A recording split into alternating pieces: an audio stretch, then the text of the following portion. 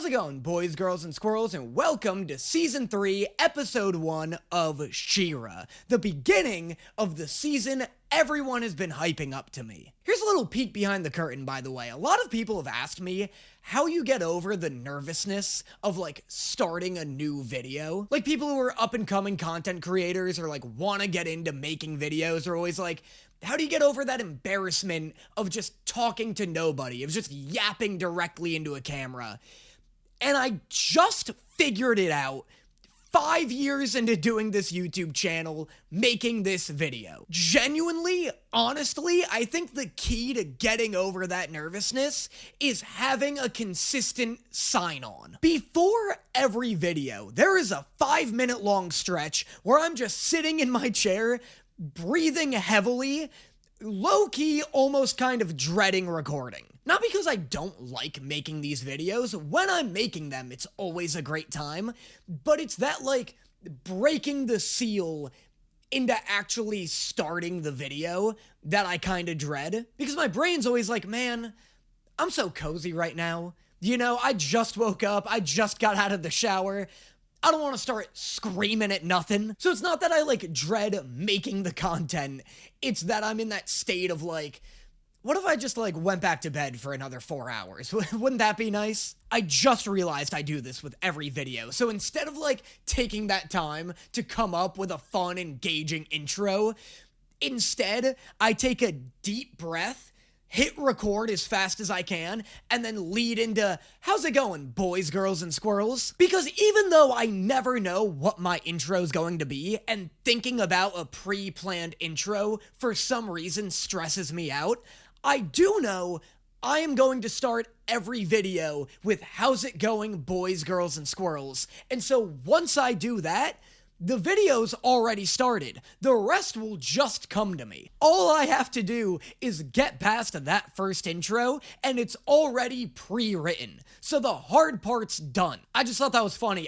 It didn't occur to me until today that I'll actually, hold my breath, hit record, and then let the intro loose, and then the rest of the video will just, flood into my brain. Anyway, all of that is to say, if you're getting into content creation, if you have to record a video, come up with some introductory phrase that, genuinely just gets the snowball rolling. Anyway, She-Ra, Season 3, super excited. As I've said before, so many people have told me that Season 3 is where shit really kicks off, and when I'd said that, I got a second wave of comments of people being like, dude, Season 3 hits the ground running so hard, I thought it was Season 2. I got so many comments of people being like, genuinely, there is a gap in my brain where Season 2 belongs. I do not remember what transpired there. A lot of people have told me that the only notable moment from Season 2 is meeting Bo's parents, and I am kind of inclined to agree. We do get to see Scorpion and Catra's relationship develop. That's kind of the strongest amount of development of Season 2. Swiftwind also gets some spotlight. You know what, actually though, there's that great episode where Catra's bluffing about torturing Entrapta that I really like. Season 2, I would say, is better than Season 1, but I get where people are coming from. It's no the Owl House Season 2, at least, and I'm very excited to see if Season 3 of She-Ra can, really give me that spike in quality that I always look for in these shows. But without further ado, let's get into it.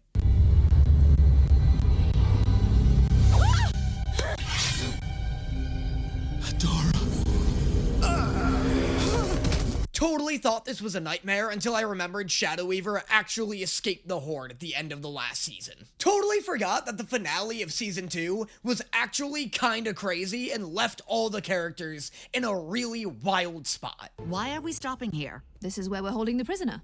This is your prison? Well, technically, it's the spare room, but it is more than adequate as a holding cell. Love how she's shaming Angela for not having a real prison, as if this isn't an incredibly impressive feat of the rebellion. They have no prisoners? No crime? And you're gonna act like that makes her a bad leader? I'm not gonna sit here and watch my girl Angela get grilled by a woman named Casta Spella. Yeah, that's right, I found out about your dumbass name. Strap in, this watch-through's about to get way harder for you specifically. You know what, I'm kind of sick of my hair. I'm going beanie. I'm going beanie with this one. Maybe this is for the best. Shadow Weaver raised you. She knows how to get in your head. We can't risk her manipulating you. That won't happen. The literal last time you saw Shadow Weaver, she used her Full Metal Alchemist powers to manipulate you into destroying this castle. Manipulating you is literally the only thing I am confident Shadow Weaver can do. Let the obviously unqualified Bright Moon guards handle this. You're gonna try to sneak in, aren't you? What? Considering Adora spends every single day of her life being lied to and manipulated by Shadow Weaver and Catra, you'd think she'd have gotten a little better at doing it herself. You'd think she'd have picked up how to lie to somebody at this point. I'm kind of shocked that isn't an integral part of her character development. Where am I? You're in the Bright Moon prison. This is a prison? It's enough of a prison. You're trapped in a dome of light that'll burn your hand off if you get too close. It's prison adjacent. I'm sick of everyone disrespecting my girl Angela. You must be Glimmer's mother. I can tell by the way your voice grows shrill when you scream. How dare you? That was a crazy thing to say to her. What an insane line. What an insanely fucked up line that absolutely does not match the tone this show has set for the past 2 seasons. You must be Glimmer's mother. I can tell by how your voice gets so shrill when you beg. I'm not begging. No, but I am imagining it, and you sound just like her. Like, what a great line to deliver such fucked up implications. Come on, I'm busting you out. We don't have a lot of time before... Before what? Hordak, he's called an assembly to witness your punishment. Giving Catra a public punishment, possibly even a public execution, is so wild, considering he just put Shadow Weaver in a box for a couple of weeks. I guess he believes Catra willingly betrayed him, whereas Shadow Weaver was just, like, incompetent, but still. I do love the idea of me being like, you guys are being dramatic about how dark Season 3 gets. And then there's just like a 20-minute long sequence of Hordak publicly sawing Catra's hands off. You really care, don't you? Of course I care. You're Catra. You're our leader. You're my friend. Catra's been punished way too many times for this to end in a sweet moment. This is a very cute speech from Scorpia. However, I do not trust Catra to not ruin it. Caring about people is what got me into this mess. Get out of here, or they'll take you down with me. Yup, there we go. There it is. That's why I don't let myself love anymore. I told you, I just need to talk to her. Adora! Shadow Weaver will try to hurt you again. You don't know that. Yes, I do! Yeah, I also know that. Shadow Weaver was evil in her own tragic backstory. Even when the show's trying to portray her as morally gray, she's still indistinguishable from morally black. Tell us what you know.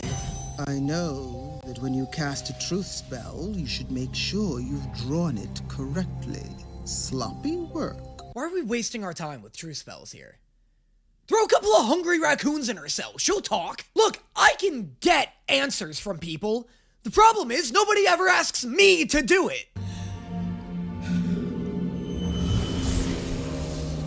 Angela, can I speak with you for a moment? Sorry, I believe it's pronounced Angela? Oh my god, I can't believe her name's Angela. I said her name like 6 times already. I'm so fucked in the comments. I'll distract them. We should consult with the Princess Alliance before we go further. Your Majesties.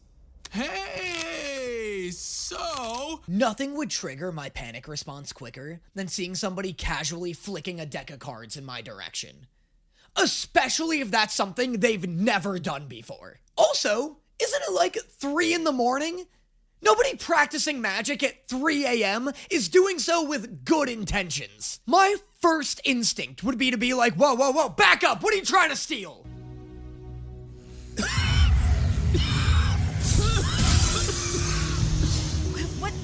What's happening to you? What does it look like, Adora?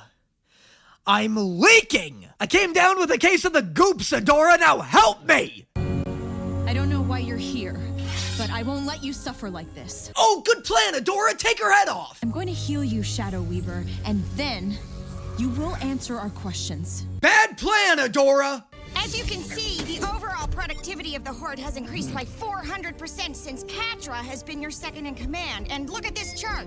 Oh, love getting the actual live stats quantifying how much the Horde has improved since Catra took over. Dude, fuck power scaling. We should start comparing characters' managerial feats.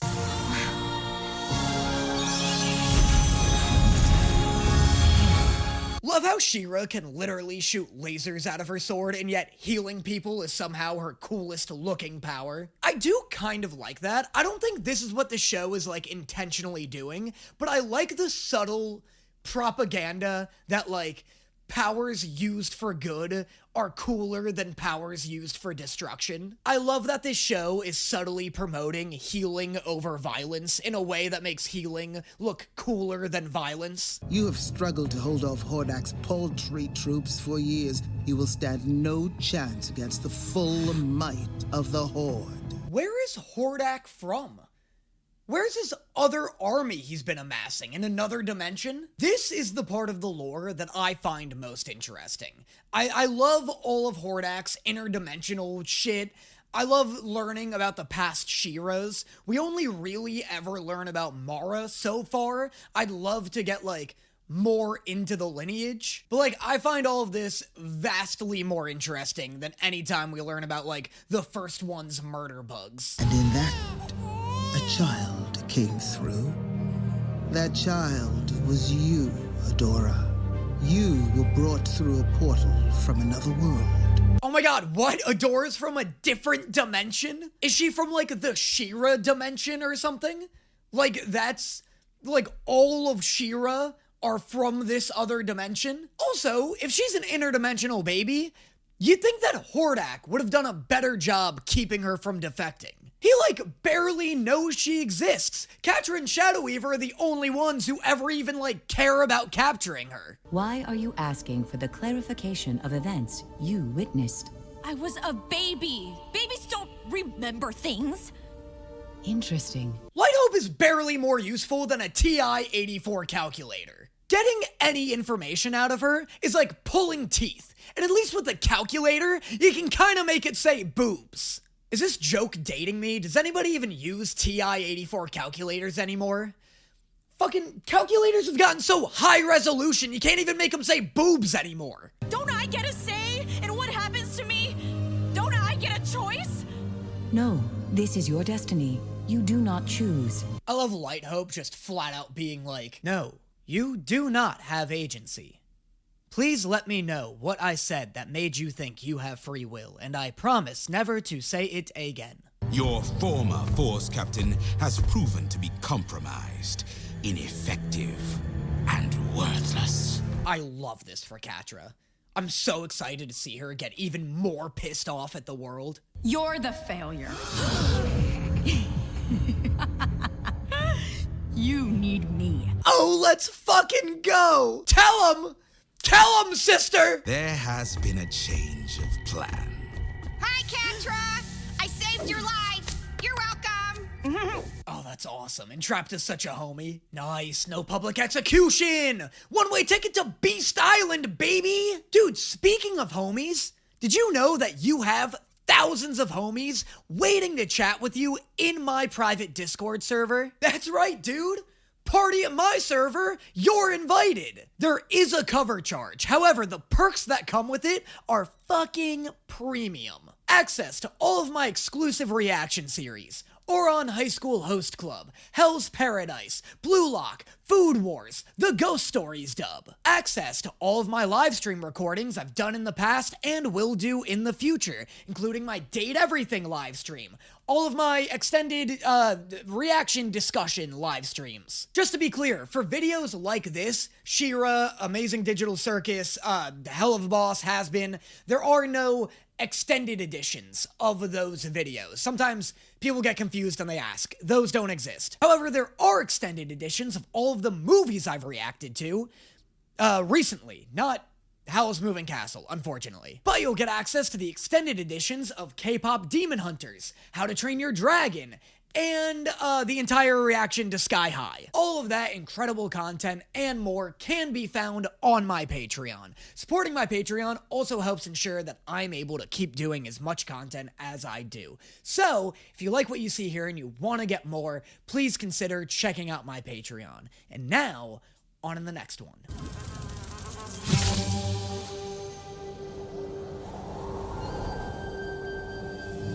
Is this the right show? Why does this look like Scavenger's Reign? Yeah, that's a good idea, Danny. Reference a show that got canceled because only 14 people watched it. That'll be a timeless joke. Reference a show you had to look up the title to because you barely remember it existed. That'll be a good idea. Plus, for an inhospitable desert, this place is kind of beautiful. Aww, there's even a cute little bird. That bird's fucked. That bird's about to be turned into a fucking example. Never mind. This place is terrifying. Oh, that's not how I expected him to get fucked. I thought the branch was gonna crush him or something. Why did he freeze? Why was his last emotion terror? That was so scary, simply because of how random and incomprehensible the outcome was. Like, if the branch crushed the bird, it's like, yeah, I could have seen that coming. It looks like a hand. Don't touch the hand branches. No one could have predicted that. So we're without a map, and the plants are evil. But it's okay. We're coming from the north, so if we just keep going south, we'll cross the center. How does anybody know which way north is when this planet has 9 suns? Has anyone ever thought about that? Like, the way we quickly know which cardinal direction we're facing in is by seeing, like, where the sun is in the sky at any current time. I feel like you'd have to do a 40-minute long mental equation anytime you want to travel somewhere without a compass on this planet. I'm something of an expert tracker thanks to the Horde survival skills training. We just have to keep going that way. Oh, never mind. I forgot about the old needle on a rock method. Just like the pioneers used to use. Something's wrong. I'm turning it off. No, you fool! It's going to...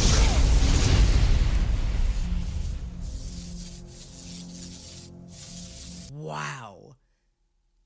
Ladies and gentlemen, I can't believe I was able to bear witness to the birth of a fan fiction. It feels like I just witnessed the Big Bang to the Hordak and Entrapta shipping universe. Here, I'm gonna type in Hordak X. Yup, it's the first one! It's the first 1, 2, and 8 search results when you look up Hordak X. No way Hordak gets a love interest. And it's Entrapta. Is this real? Is this about to become canon? Also, kinda wish the explosion blew half of her face off. I'd love to see Entrapta get horribly disfigured and she's just like, oh, don't even worry about it, that's fine. Because you don't know where it is and would run out of power before we ever made it. Oh, thank you for reminding me that my powers are limited. Limited is such a generous way to put it. Love how the show took the time to be like, here's why Glimmer can't just teleport them to their destination. As if I needed a reminder of how useless Glimmer's powers are. Okay, problem solved. We'll get out of the heat, and maybe there's a map or water inside. I don't know why they're acting like this is a good solution. This is the most dangerous looking part of the desert yet. This looks like a place where they host death tournaments and eat people.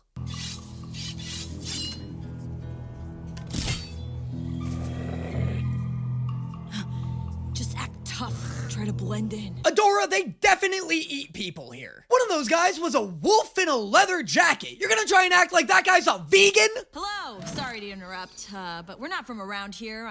We're hoping someone would give us directions. You're outsiders. Do bars like this actually exist? Comment below if you've ever walked into a bar and you got beat up because you're not from around these parts. What kind of bar doesn't want more patronage? That's just bad business. You know what? I just realized the we don't like outsiders in this bar trope, it's probably just an allegory for racism. And in that case, that does make a lot more sense. Cartoons make it seem like it has nothing to do with race though, right? It feels entirely geographic. Like all of these dive bars, these rough and tumble dive bars, come with like membership VIP programs. If you're not a part of the loyalty rewards card pack, they'll beat the shit out of you. There's only 2 rules in the Crimson Waste. 1, the strong make the rules. And 2, Don't annoy me when I eat. Holy shit, it's a fucking orc! What, you won't let Glimmer drink at your bar, but this Urukai's welcome? You can't trust anyone in the Crimson Waste. Actually, up until 2 minutes ago, we didn't know there was anyone in the Crimson Waste. Adora's eyes are right to sparkle. This woman looks like a tiefling halfway through becoming a Super Saiyan. Oh, wow. We need her. What? Excuse me. Hi, can we join you? Great. Okay, wow, that was the last noise I expected to come out of her. You can't be a rough and tumble bar that doesn't allow outsiders, but giggling's still allowed. That girl would have gotten her ass beat at the Thug Tug. Also, way to cockblock this woman, Adora. That was the hottest orc I've seen since the last hot orc we saw. It's Glimmer, actually. Princess Glimmer. Ooh, a princess. Me too. I'm the princess of the Crimson Waste. Can you tell? What the fuck? This is a princess? Can they all look like this? Can you imagine how sick this show would be if Glimmer were 9 feet tall and had the physique of a Bengal tiger? I feel like we should just hang around the desert for a couple weeks and collect as many princesses as we can whose hair doesn't look like sherbet.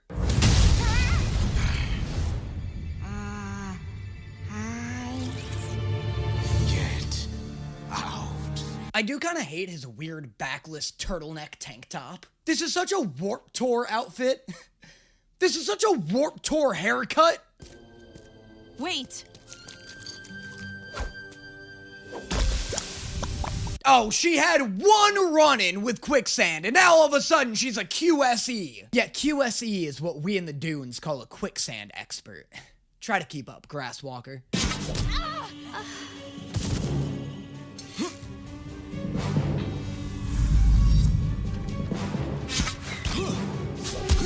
God, I love Bo still being the most competent fighter out of all of them. It's just so sick. He's so inexplicably good at fighting. Also, fuck Huntara. Fuck this princess. All they wanted was a tour guide. This ambush is bullshit.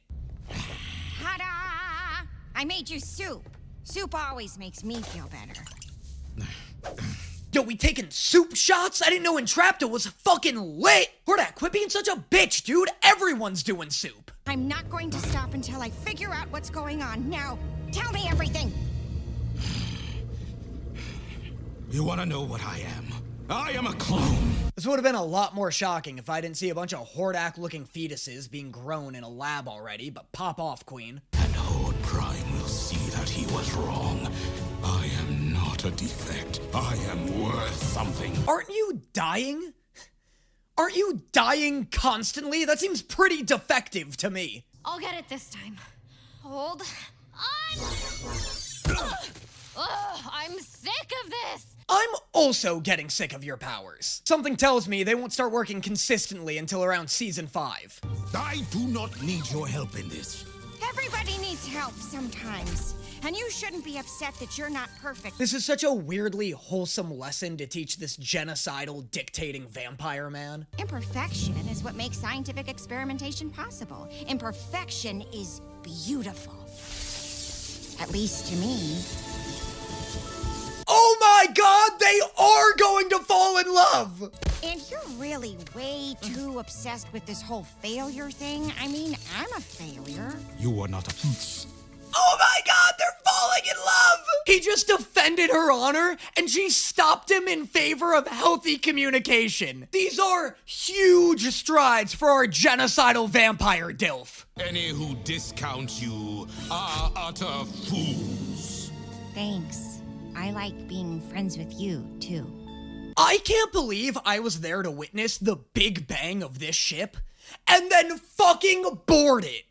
This is an impressive feat of writing. Oh my god, hold hands and then kiss, please.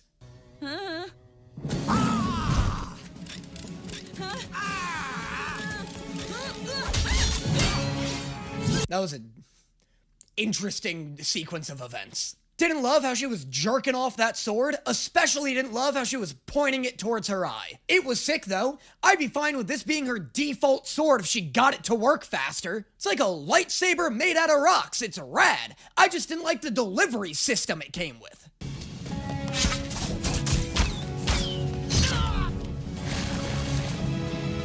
Oh my god, he actually fucking got her! I've never seen his normal arrows actually hit something before. I thought he shot her in the fucking neck for a second.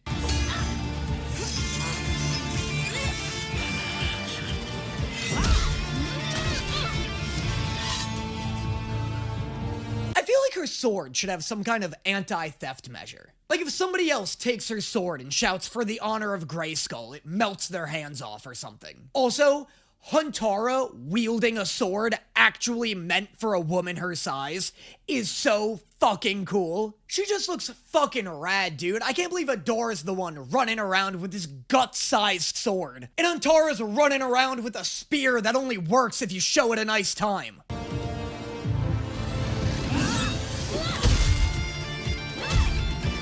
Oh, that was fucking sick! Quick, time for She-Ra! Wait! You know about She-Ra? Oh, Huntara's about to have her mind fucking blown. Also, way to tomahawk her sword back at her, Glimmer. You're lucky you didn't slice her in half. Together, we can all bring this war to an end. You need to drop your weapons. Glimmer, I swear to God, I've seen you teleport out of shit like this before. Also, is Adora cross Huntara like an actual canonical ship that they're building right now? What, did Noah from the Bible write this episode? Why are there so many fucking ships being built? The way Adora is holding Huntara's chin is so romantic, is it not? Also, the way Adora's eyes sparkled at Huntara earlier, like, at first I couldn't tell if that was just Adora being like, whoa, this girl's badass, we gotta get her on the team, or if she was like actually crushing on her. I'm hesitant to buy into any ships that aren't She-Ra, Catra related, because I feel like that's what the show has been building towards, but at the same time, the more they push Catra towards the edge, the more I'm starting to believe she's just gonna jump off it. We're getting to a point where I'm starting to think there is no Catra redemption arc, and this is just like the tragedy of Catra, which I'd be so into. That being said, once again, like I've said about a lot of these other characters, I can't tell if Huntara is supposed to be like 31 or 57 years old. I face my problems head on, and if you're trying to stop the war, then I will do what I can to help you. Let's go! New princess acquired! Back to our roots, baby! Back to what made this show great! Also, hype that they found Mara's ship. That's pretty exciting. Like I said, literally at the beginning of this episode, I love any time they expand upon the past She-Ra lore. And that was episodes 1 and 2 of season 3, I believe. God, I was gonna ask if She-Ra Huntara is like an actual ship, or if I'm looking too much into it, but I'm afraid that'll result in spoilers. And I don't want to ask about Entrapta Hordak either, because I feel like that'll also result in spoilers. Let me know in the comments, when you first saw this episode, if you can remember, how did you feel about either of these two ships? I'm full tilt into Entrapta Hordak.